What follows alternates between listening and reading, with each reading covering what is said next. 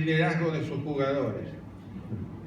Entre otras cosas, tiene un currículum muy importante, pero lo fundamental del doctor en educación Jorge Cámpora es su gran pasión por Valentina, su hija.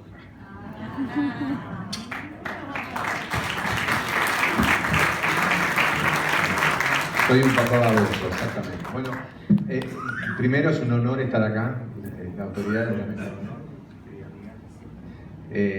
Los grandes referentes de Rotary, ustedes son los grandes referentes de Rotary, y para mí es un honor estar hablando acá. Creo que como que es un verdadero desafío.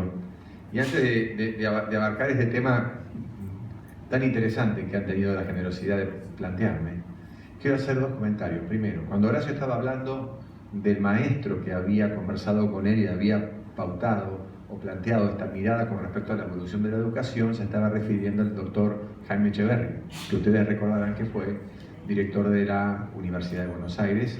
Tiene un libro extraordinario que se los recomiendo y de alguna manera muestra lo que es la educación de hoy. Se llama La tragedia educativa. Se los recomiendo, es un libro extraordinario. Y lo que vos dijiste me va a servir para apalancarme en lo que yo voy a decir. Y cuando Luis Vicente estabas contando con respecto a esta consultora británica, me emocioné. Porque en el Instituto de Buenos Aires, no sé si vos recordarás, estaba el presidente electo. Yo planteaba la necesidad de cambiar los procesos de instrucción rotaria y agregarle la formación rotaria. La educación superior en la Unión Europea cambió y nosotros también podemos ser un ámbito que lidere ese espacio. Así que es una muy buena noticia que por lo menos se sigan conversando estos temas. Me parece que van a ser para mucho bien. Entonces, bueno, ahora voy a hablar, sí, y gracias por estos dos comentarios. Voy a hablar, sí, de los valores en la sociedad de hoy, que es un tema bastante subjetivo, demasiado subjetivo. Y les quiero contar una anécdota, si ustedes me lo permiten, desde la informalidad y desde la experiencia. Algunos de ustedes saben que yo trabajo en algunas empresas haciendo estas cosas, de capacitar, motivar, aparte de ser arquitecto y ser un papá baboso y un esposo obediente.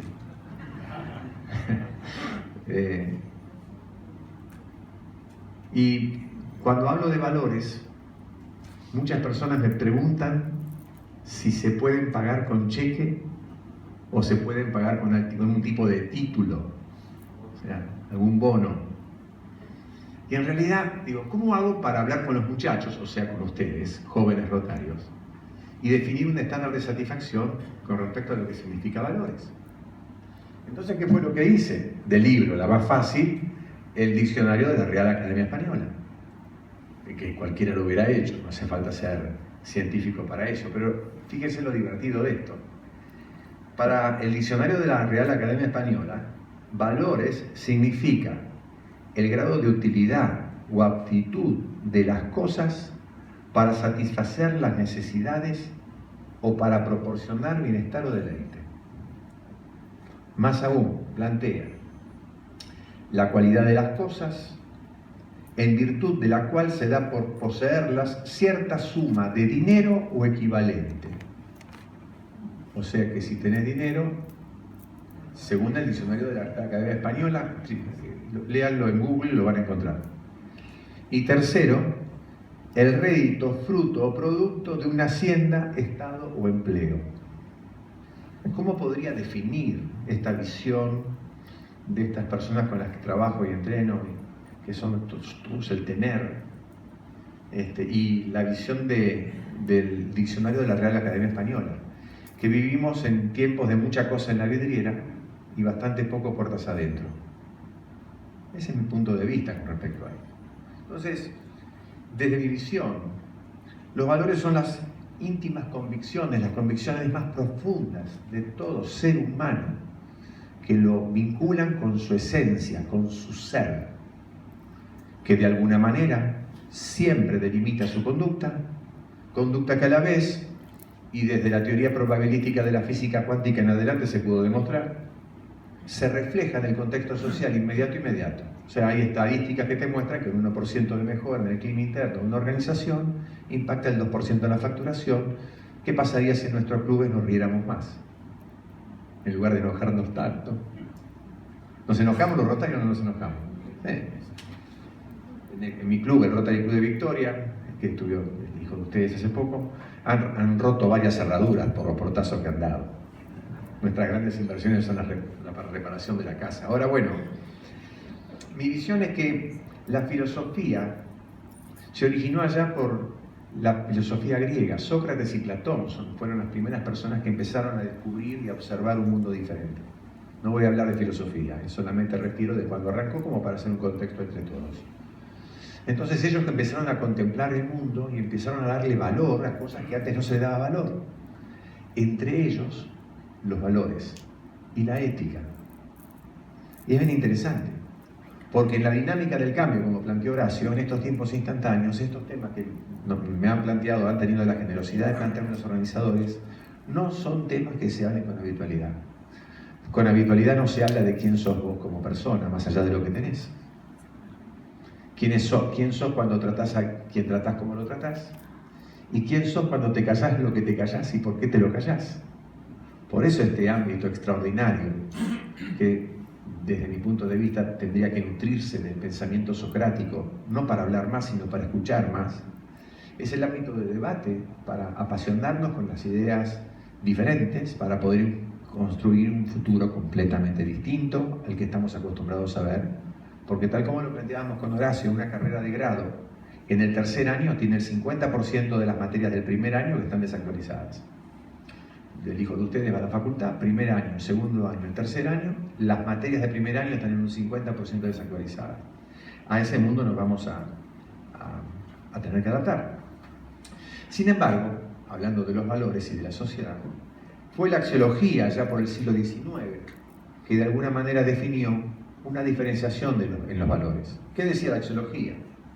Que había valores sociales, denominados la ética, y los valores personales, que tienen que ver con la moral.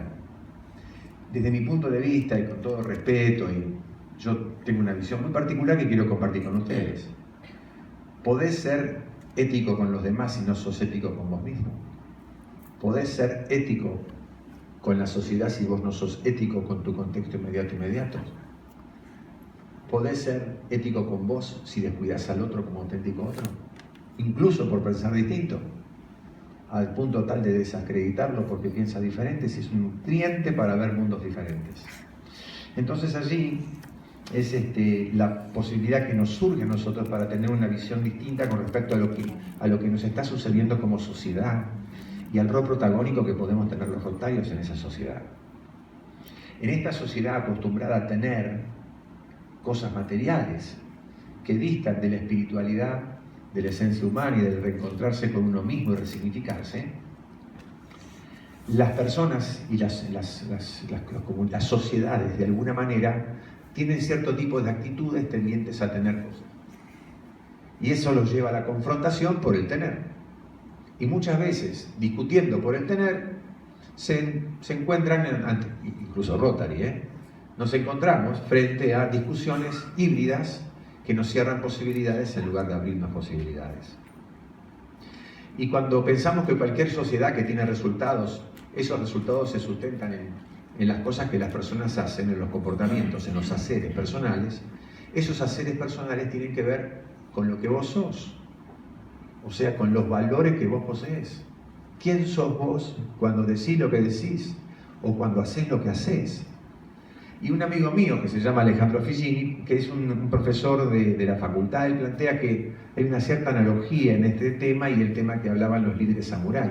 Ustedes saben que los samuráis tenían el bushido, que es un código de ética samurái.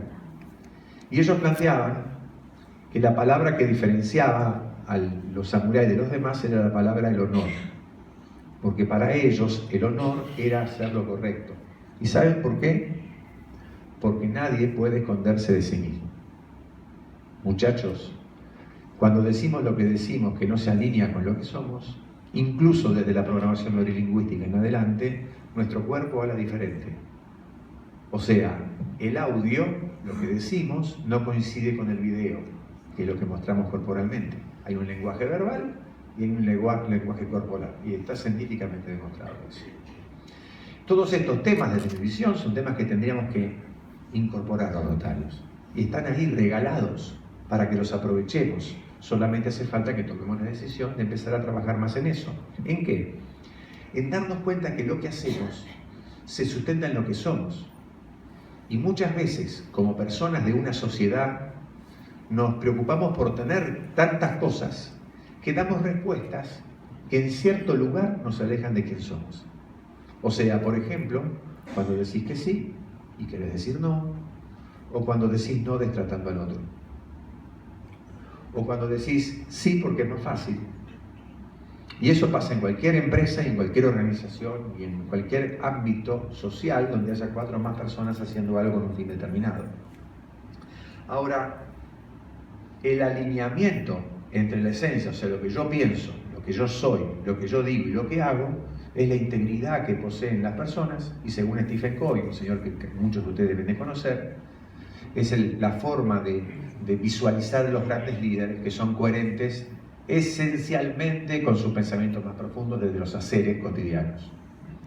Entonces, bien, una persona que solamente dice aquello que piensa y hace aquello que dice, es una persona que, más allá de pensar distinto a lo que podemos pensar los demás, refleja una integridad personal que infunde el respeto en el otro. Y a eso nosotros lo llamamos la responsabilidad incondicional. ¿Qué es la responsabilidad incondicional? ¿Con los demás o con uno mismo? Con uno mismo. Porque muchas veces, para quedar bien, digo cosas que no me hacen sentir bien. Y muchas veces es más fácil decir que bien que decir, ¿sabes que me parece que tenés una brecha de mejora o que hay una brecha de mejora? Y muchos amigos de acá me conocen. Algunos de acá dicen que yo me peleo mucho. Sí, me peleo mucho. ¿Saben por qué? Porque sueño con un Rotary extraordinario. Y creo que si seguimos haciendo siempre lo mismo, los resultados que vamos a tener van a ser los mismos. Por eso es importante que hoy vengamos a escuchar, a trabajar y a crecer como seres humanos. ¿Saben por qué? Porque los valores de nuestra sociedad necesariamente deben ser enriquecidos por el espíritu rotario que hay hoy en esta sala. De personas que, incluso pensando diferentes, siguen vinculadas por las raíces de los aspectos que los nutren, los enriquecen y los potencian como seres humanos dentro de esta organización. O sea, sembradores de esperanza, constructores de las visiones futuras.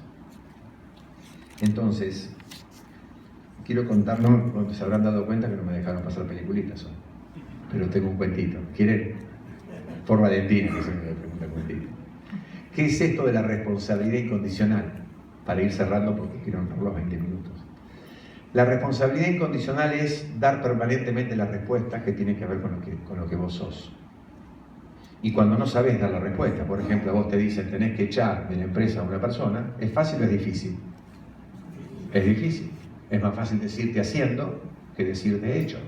Es cómo podemos aprender a ser diferentes o a plantear los temas que son desafiantes. Y este cuentito tiene que ver con un matrimonio mayor, muy mayor, donde la señora estaba internada en una clínica porque tenía Alzheimer. Y hacía muchísimos años que esta señora estaba internada y ya no lo reconocía al marido. Sin embargo, el marido, que desde mi punto de vista era incondicionalmente responsable, todos los días, a las 8:30 de la mañana, como toda su vida, iba a desayunar con ella. Y un día llegó al sanatorio muy agitado. Y las enfermeras lo vieron y le dijeron, abuelo, ¿qué le pasa que está tan agitado? No, es que estoy llegando tarde. Pero abuelo, si su esposa ya no lo reconoce, ¿no se da cuenta que tiene Alzheimer? Ya no lo reconoce. Y él le contestó, yo ya sé que no me conoce. Yo ya sé que ella no sabe quién soy. Pero yo tengo perfectamente claro y sé quién es ella. Entonces de eso se trata, el ser incondicionalmente responsable con nosotros mismos. Mi sueño es que, descubriéndonos, potenciándonos, permitiendo que esa esencia que muchos lo llaman alma, otro fuego interior, Stephen Covey, brújula interior, Carly Fiorina también, brújula interior, y hay miles de personas que hablan de la esencia del ser humano, Viktor Frankl, el espacio de libertad que hay entre las circunstancias que nos tocan vivir y las respuestas que damos. Podemos descubrir que nuestro talento personal es un gran aporte para la organización, en tanto y en cuanto lo hagamos con amor y compasión. Y me despido parafraseando los 4 pilares del liderazgo jesuita, una organización de 450 años, los que tuvimos la suerte de estar en Iguazú, yo estuve en las ruinas, ¿no? 6.000 habitantes liderados por 2 curas, 6.000. Y los pilares eran autoconocimiento, conocerte a vos mismo, creatividad, ser creativo hasta los cambios que planteó Horacio, amor como estilo de vida y heroísmo. Heroísmo es justamente ser vos mismo siempre, en la conciencia que aquello que hacemos en nuestra vida tiene eco en la eternidad. Muchísimas gracias por este espacio.